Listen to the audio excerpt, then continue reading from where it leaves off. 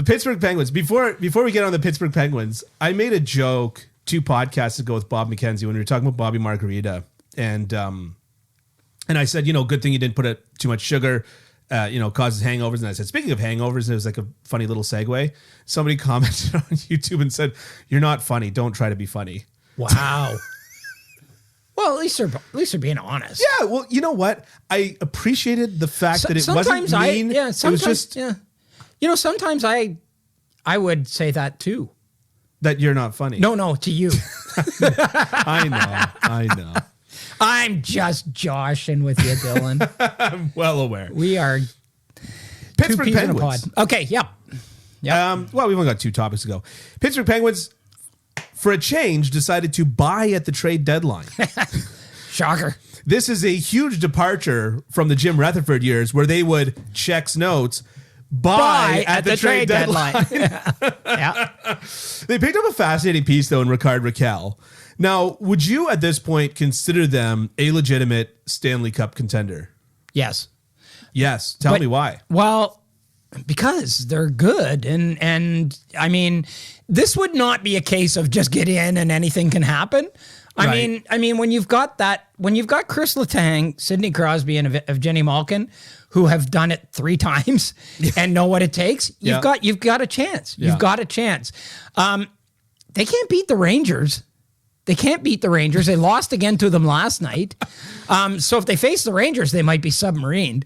It's like a logic test. The Pittsburgh Penguins are to the Rangers what the Washington Capitals are to the Pittsburgh Penguins. Yeah, exactly. But yeah, I mean,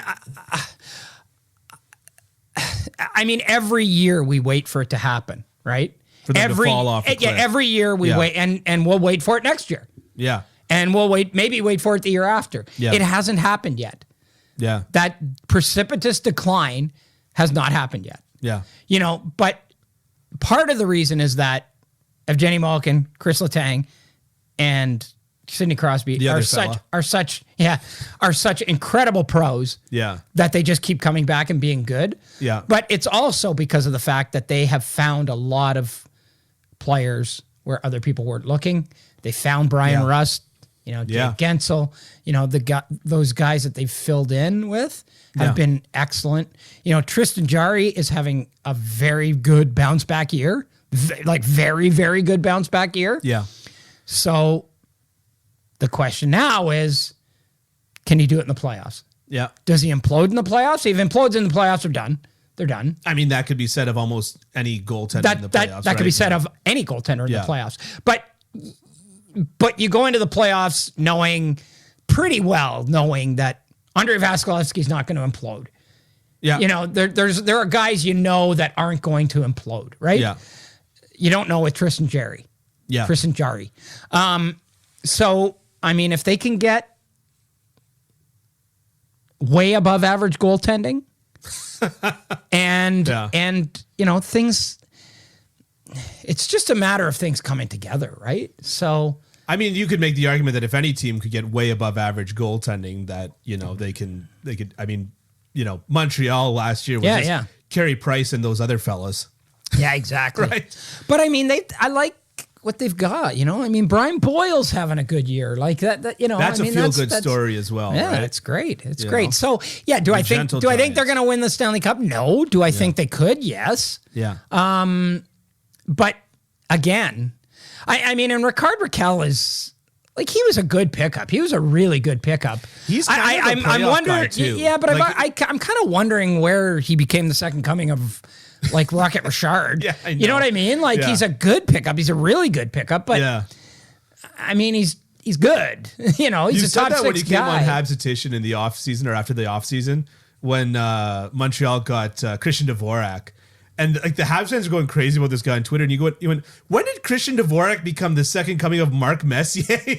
Yeah, it's true. Crazy. No, it's very true. Yeah, I would say that Rickard Rakell, I mean, like you said, he's a very solid middle 6 winger. He's got a bit of an edge to him. Yep. Which is probably very beneficial in the playoffs, which respect to Jake Gensel and Brian Rust, they're missing the kind of that Hornqvist element on the Pittsburgh Penguins, right? Yep. And Rickard Rakell could potentially bring that and some scoring and some, just Yep. Everything you want, he brings.